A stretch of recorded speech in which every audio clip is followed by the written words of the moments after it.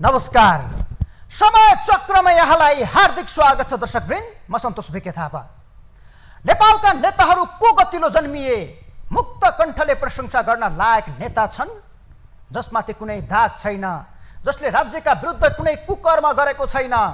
के त्यस्तो नेता नै जन्मिएको छैन त? हो दर्शकवृन्द, अहिले स्थापित कुनै दलमा त्यस्ता नेता छैनन् जसलाई आँखा चिम्लिएर विश्वास गर्न सकियोस्, देश सुम्पिन सकियोस्। तर आफै जन्मिएर अपराधी जस्तो बनेका र आफैले जन्माएर अपराधी जस्तो बनाएका नेताहरू गनिसाध्यै छैनन्। हरेक बाबुआमाको इच्छा हुन्छ आफ्नो सन्तान सत्कर्ममा हिँडोस्, मान्ने गुन्ने होस्, समाजले गर्व गर्न लायक बनोस्। तर केही यस्ता नेताहरूले आफ्नै सन्तानलाई कुमार्गमा लगाएर समाजका अघि शिर निहुराउन बाध्य पारेका छन्। जन्मिँदै कोही खराब जन्मिँदैन, परिवारले दिने संस्कारले भविष्य निर्धारण गर्छ। तर केही नेताहरू त्यस्तै छन् जो आफै पनि बदनाम छन्, जसले आफैले जन्माएका छोराहरूलाई पनि बदनामीको बाटोमा अघि बढाएका छन्। आफू त बिग्रिए छोराहरूलाई पनि सपार्न सकेनन्।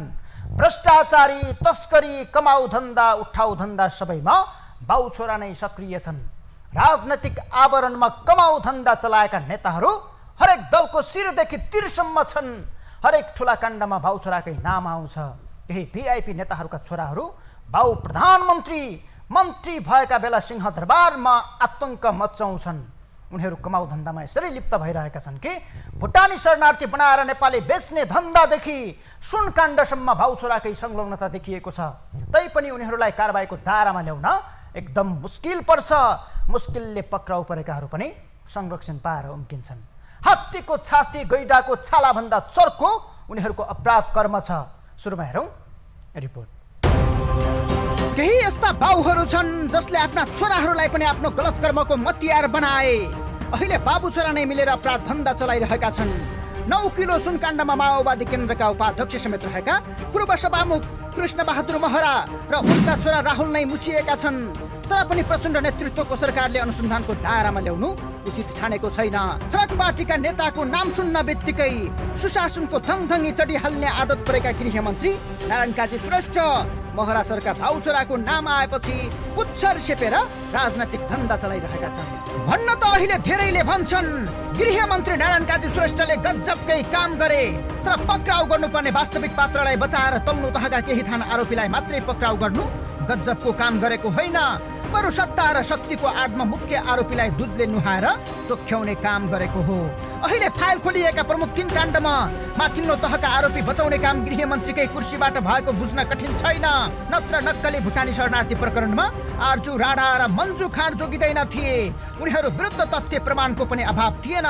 कारागारमै रहेका सचिवदेखि बिचौलियाहरूले पटक पटक पैसा बुझाएको भन्दै नाम लिएका थिए। 8 करोड बुझाएको अडियो नै सार्वजनिक भयो। परीक्षण गर्दा अडियो फेक नभएको पुष्टि पनि भयो।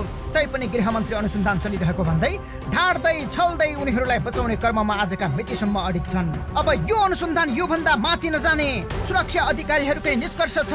ललिता निवास जग्गा काण्डमा वास्तविक निर्णय गर्ने पात्र माधव कुमार नेपाल र बाबुराम भट्टराईलाई उन्मुक्ति दिने पात्र पनि नारायण काजी श्रेष्ठ नै हुन्। उनले चाहेको भए अहिलेसम्म पक्राउ परि माधव बाबुराम अनुसन्धानको दायरामा आइसक्थे। बढी नै भएको भए सरकार अल्पमतमा पर्थ्यो। तर कुर्सीको मायामा फँसेका साधकी आध्यात्मिक मोहका गृहमन्त्री नारायण काजीले माधव बाबुराम जस्ता हैसियत विहीनहरूलाई त चलाउन सकेनन् भने अहिले आफ्नै पार्टीका महराहरूलाई कसरी छुन्थे सोच्न पनि नसक्ने विषय बनेको छ। यदि दम हिम्मत छ भने, यदि साँच्चै यो देशको रूपमा काम गर्ने क्षमता र यदि सोच छ भने तपाईँ तत्कालीन 2 जना प्रधानमन्त्रीलाई जेल हाल्नुपर्छ, उनीहरूलाई पक्राउ गर्नुपर्छ। मन्त्री परिषदले गरेको निर्णय हो। आज तपाईँको यतातिर कतै छैन। अब सुनकाण्डको कुरा तपाईँले देखिहाल्नुभयो। आउँदै गर्छ, छानबिन गर्दै गर्छु। पत्र पत्रिकामा आएको छ पूर्व सभामुख कृष्णबहादुर महराजी र उहाँका छोरा कि त त्यो लेख्ने पत्रकारलाई कारबाही गरियोस्, कि त सम्पादकलाई कारबाही गरियोस्, होइन भने उहाँहरूलाई तपाईँको अहिले छानबिनमा किन नल्याएको? महरा आफैले केही वर्ष अघि सार्वजनिक कार्यक्रममै आफू सुन तस्कर भएको स्वीकारोक्ति गरेका थिए। अहिले फेरि महराको नाम सुन तस्करीमै मुछिएको छ। त्यति बेला उनी आफू भुरा माछा भएको भन्दै ठुला माछा अरू नै भएको संकेत गरेका थिए। उनलाई अनुसन्धानको दायरामा ल्याई कारबाही गरेको भए ठुला माछाको नाम उनैले ओखल्थे होला। सायद त्यति बेलै सुन तस्करीको ज्वरो उखेलेर फालेको भए अहिले 100 किलो सुन काण्ड पनि मच्चिँदैन थियो होला। तर सरकारले न उति बेला न यति बेला महरालाई अनुसन्धानमै ल्याउन लायक पात्र नै ठानेको छैन, जबकि उनैले आफ्नो अपराध कर्म स्वीकार गरेका छन्। नपत्या एकपटक यो सुन्नुहोस्। हामी त फगत पात्र मात्रै हो। म तपाईँलाई भन्छु, सुन तस्करी अहिले मैले सबै डिटेलमा भन्न चाहँदैन। हामी चाहिँ अर्धसंख्या बस्यौँ, ठुलो माछा र सानो माछा, धेरै ठुला माछाहरू छन् यसमा। त्यो समयक्रममा आउँछ, बाहिर आउँछ धेरै ठुला माछाहरू।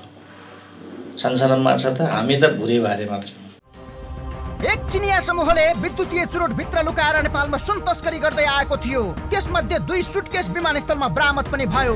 तर विमानस्थलको भन्सार कार्यालयबाटै सुन लुकाइएको विद्युतीय चुरोट साटियो र सुन गायब पारियो।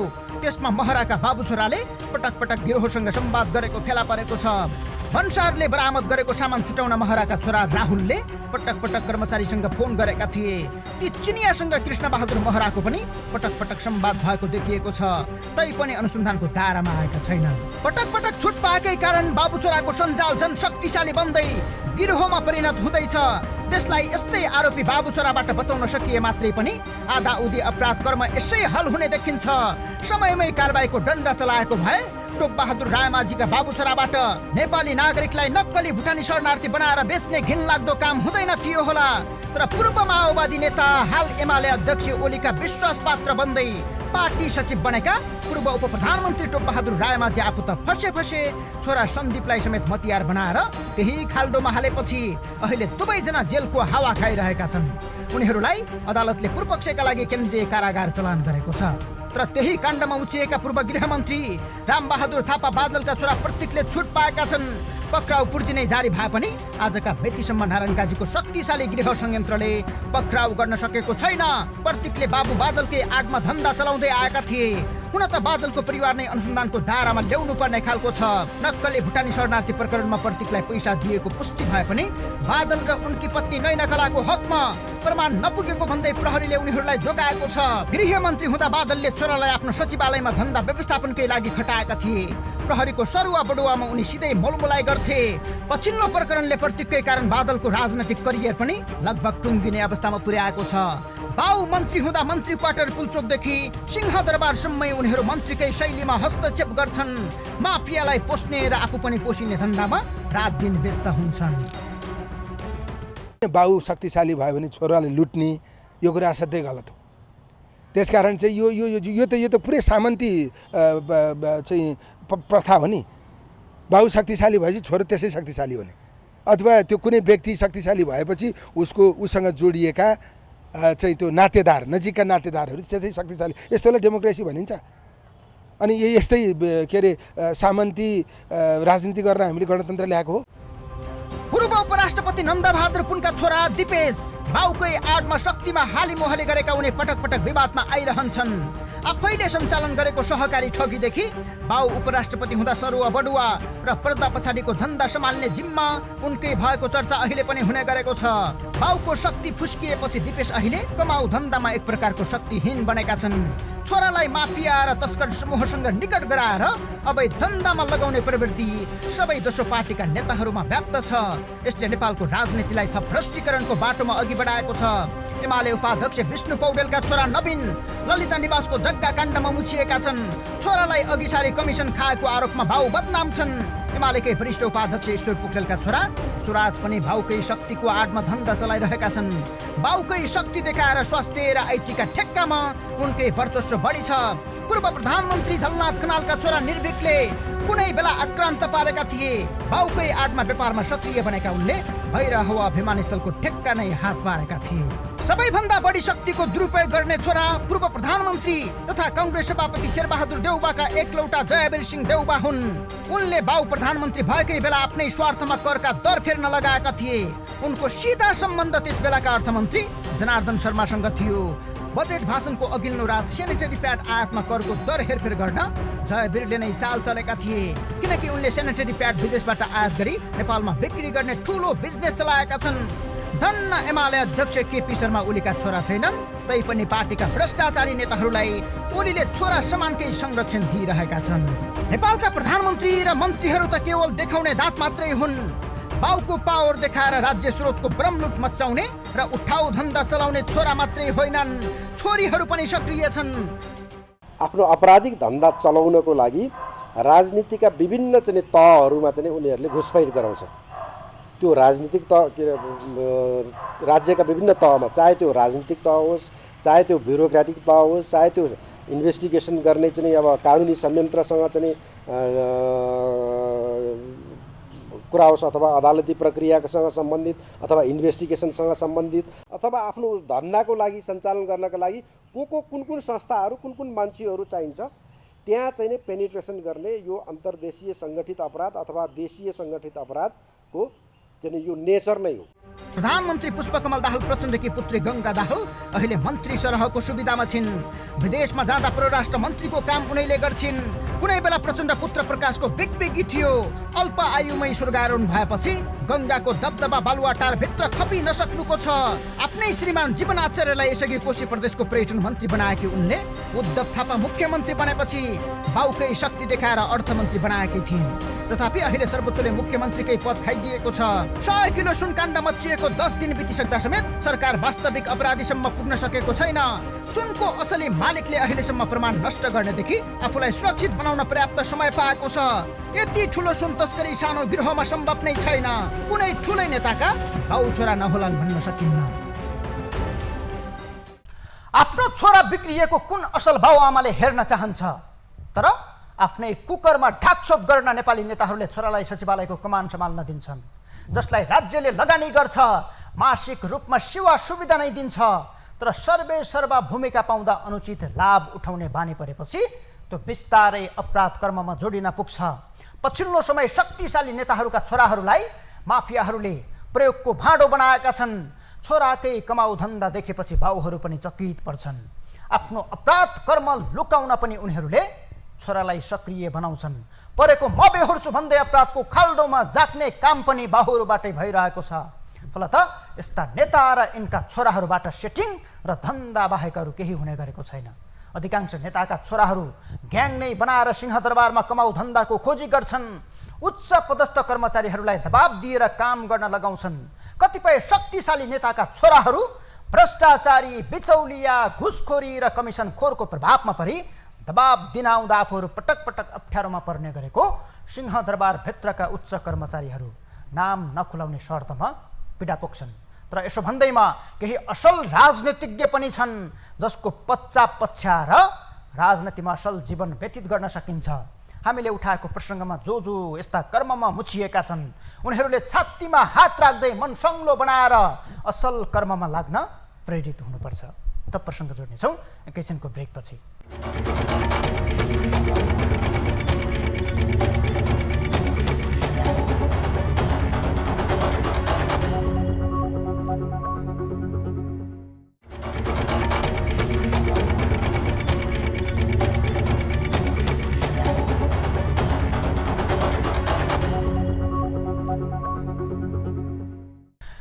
किलो सुनकाण्डको शङ्कास्पद गोदाममा सरकारले एक सातापछि मात्रै छापा हान्यो। त्यति बेलासम्म गिरोहले सबै सुन निकालेर खोस्टा मात्रै छोडेको थियो। सरकार यही ढिला पुग्यो। हाम्रो राज्य संयन्त्र यति ढिलो छ कि साउन 4 मा सार्वजनिक भएको सुन जोख्न 10 दिनभन्दा बढी समय लाग्दैछ। अझै सुनको वास्तविक तौल सार्वजनिक भएको छैन। कतै सुनलाई पित्तल बनाउने काम त हुँदै छैन। सरकारको ढिलासुस्तीले शङ्का गर्ने सुविधा दिएको छ। तैपनि प्रत्यक्ष प्रसारण गरी सुन गालिने बताइएको छ। यता शङ्का गरिएका पात्र फरार भइसकेका छन्। यसले असली मालिकसम्म सुन अनुसन्धान पुग्ने सम्भावना कमै देखिन्छ। अहिलेसम्मका कुनै सुनकाण्डमा अनुसन्धान मालिकसम्म पुगेकै छैन। भन्सारबाट बाहिरिएको ट्याक्सीलाई मालिकसम्म पुग्न दिनु पर्थ्यो, किनकि ट्याक्सी मालिकसम्म पुग्नकै लागि बाहिरिएको थियो। त्यसपछि ट्याक्सी र मालिक दुवैलाई क्र्याप झ्याप समात्न सकिन्थ्यो। तर ट्याक्सीलाई समातेर सुन बरामद गर्नु मालिकसम्म अनुसन्धानलाई पुग्नै नदिनु भएको अर्थमा अहिले टिप्पणी भइरहेका छन्। कहाँ पुग्यो सुनको अनुसन्धान, हेरौँ रिपोर्टमा। कागभन्दा कोइली चङ्ख भन्ने युक्ति अहिले सुनकाण्डका तस्करहरूले देखाएका छन्। 100 करोडको सुन विमानमा बोकाएर विमानस्थलबाटै छिराएका तस्करहरूले गोदाममा पनि सुन निकालेर खोस्टा पोको पारेको फेला परेको छ। यसले पनि काग र कोइली कथनलाई गिरोहले चोर पुलिसको खेल जस्तो बनाएको छ। अहिले राजस्व विभाग र तस्कर बीच लुकामारी चलिरहेको देखिन्छ। सुन तस्करीमा संलग्न रेडी ट्रेडर्स प्रालीको काठमाडौँ स्थित 16 खुट्टे गोदामबाट बुधबार बरामद गरिएका स्कुटरको ब्रेक सुबाट सुन झिकेको खुलेको छ। धूर्त चतुराईमा पारङ्गत देखिएको तस्करको गिरोहले प्रहरीलाई समेत चकमा दिएर उम्किएको छ। सुन तस्कर गिरोहले पछिल्लो पटक छापा मार्न पुगेको संयन्त्रलाई माछो भ्यागुतो जस्तो बनाएको हो। यही बीचमा सुनका मालिकको सुरग पाएर कर्याप झ्याप पार्ने योजना सहित पुगेको प्रहरीको हातबाट सुनका मालिक फुत्किएका छन्। प्रहरीले शङ्कास्पद रूपमा पटक पटक नेपाल, भारत र दुबई, हङकङ गर्ने व्यापारी राकेश अडुकियाको घरमा दलबल सहित छापा मार्न पुगेको थियो। तर दुर्भाग्य, पर्दा पछाडि बसेर सेटिङ चलाएका मालिक सुन पक्राउको सुइँको पाउन साथ फरार भए। अहिले प्रहरी र विभागले गोदामबाट सुन पगाल्न प्रयोग गरिने मेसिन, ढक तराजु लगायतका सामग्री बरामद गरे पनि मालिकको हात समात्न सकेको छैन। भरिया मात्र समाउनु थियो र ट्याक्सी समात्यो होला। यदि त्यस्तो सूचना कहीँ थियो भने त्यो भरियाले त्यो ट्याक्सीबाट बोकेर लिएर गएर मालिकसम्म पुर्याउँथ्यो होला नि त। मालिकसम्म पुगेपछि मालिकलाई नै कराप झाप पार्न सकिन्थ्यो होला नि त। किन गरिएन?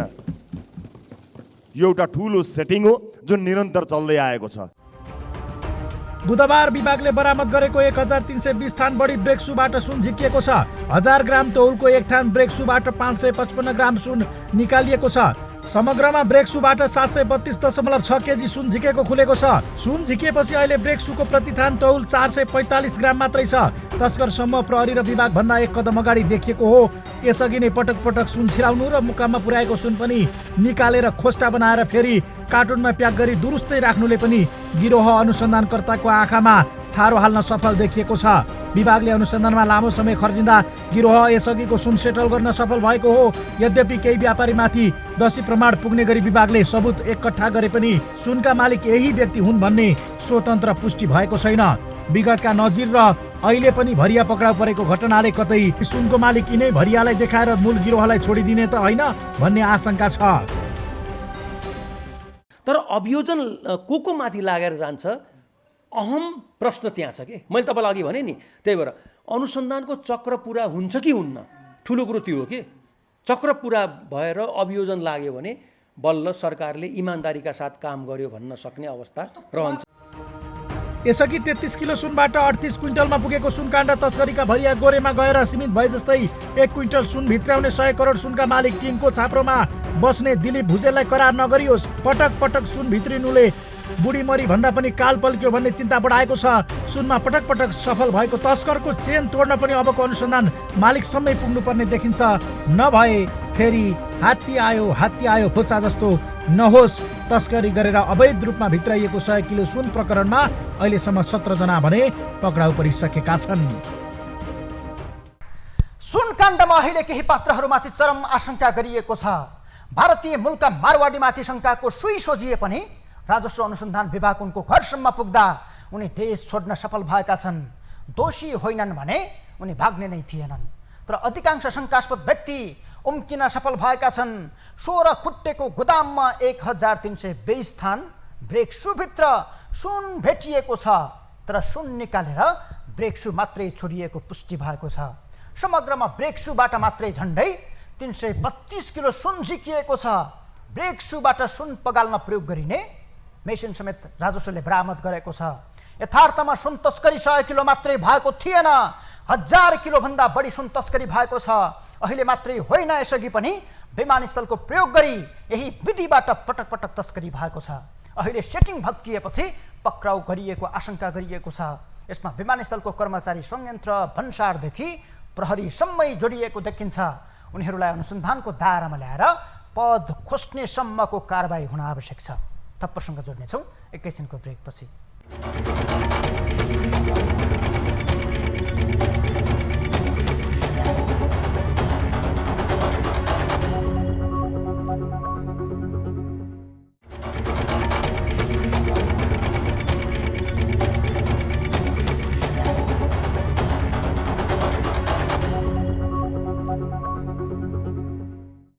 ललिता निवासको जग्गा काण्डमा गृहमन्त्री वास्तविक पात्रसम्म पुग्नै सकिरहेका छैनन् अथवा चाहेकै छैनन्।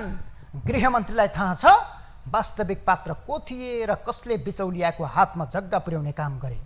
तर सत्ता र शक्तिको खेलले वास्तविक पात्रलाई न सरकारले न अनुसन्धानको अधिकार पाएको सिआइबीले कटघरामा ल्याउन सकेको छ। अहिले उल्टै अनुसन्धानमा सिआइबी अलमलमा छ। कहाँबाट सुरु गरौँ कहाँ पुगेर अन्त्य गरौँको अवस्थामा सिआइबी छ। पक्राउ गर्नुपर्ने सूचीमा 406 जना छन्। ललिता निवासको जग्गा एक व्यक्ति हुँदै दोस्रो तेस्रो चौथो र पाँचौँसम्म बिक्री भइसकेको छ। कुन तहसम्म पुगेर अनुसन्धान गर्ने, कहाँसम्म पुगेर कसलाई तान्ने भन्ने विषयमै अलमल र अन्यल देखिएको छ। तर सरकार ललिता निवासको अस्त्र फ्यालेर कसलाई साइजमा ल्याउने एक्सर्साइज गरिरहेको छ। हेरौँ रिपोर्ट।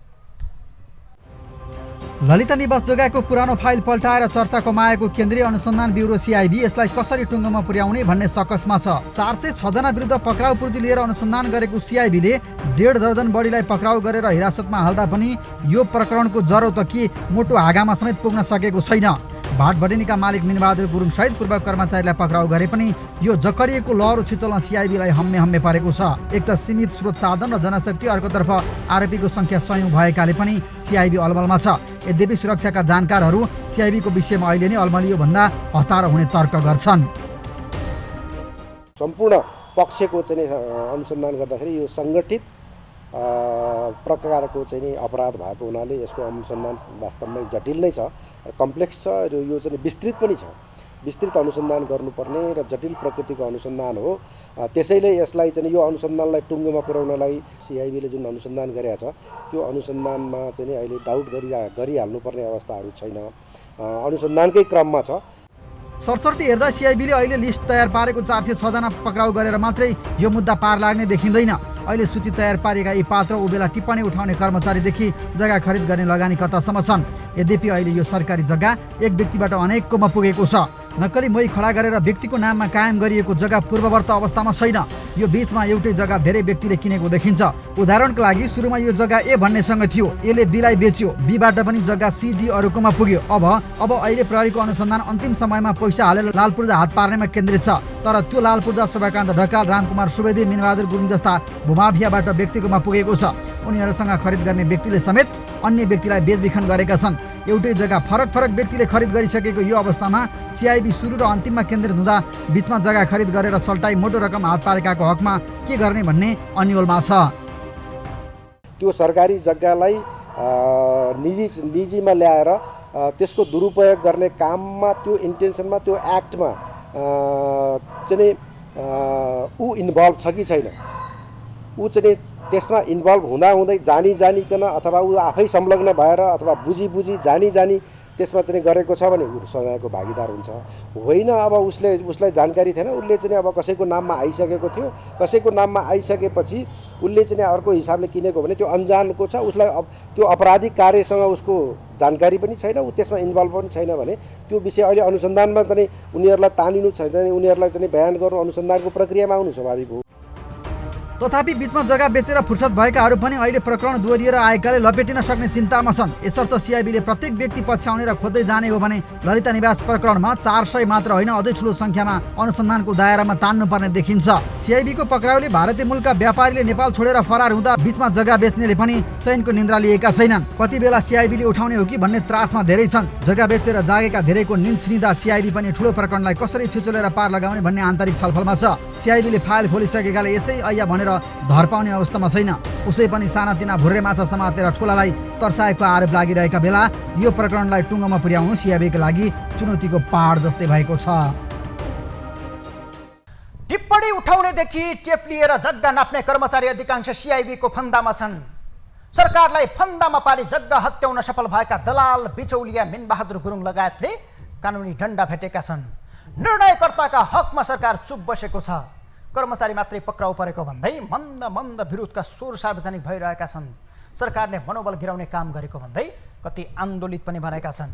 जरोसम्म पुगेर अनुसन्धानमा किलो गाड्नु पर्ने भए पनि सरकारले सन्तोषजनक उपलब्धि हात पारेको छैन। ललिता निवास भित्रै घर बनाएकाहरू अहिले जग्गा फिर्ताको तयारीमा छन्। तर सस्तोमा पाएपछि सबथोक भुलेर खरिद गरेका उनीहरूलाई पनि कानुन बमोजिमको कारबाही नगरी जग्गा फिर्ता गरेकै भरमा छुट दिन मिल्दैन। हौस् त, समय चक्र आजलाई यति नै, बिदा हुन्छौँ। नमस्कार।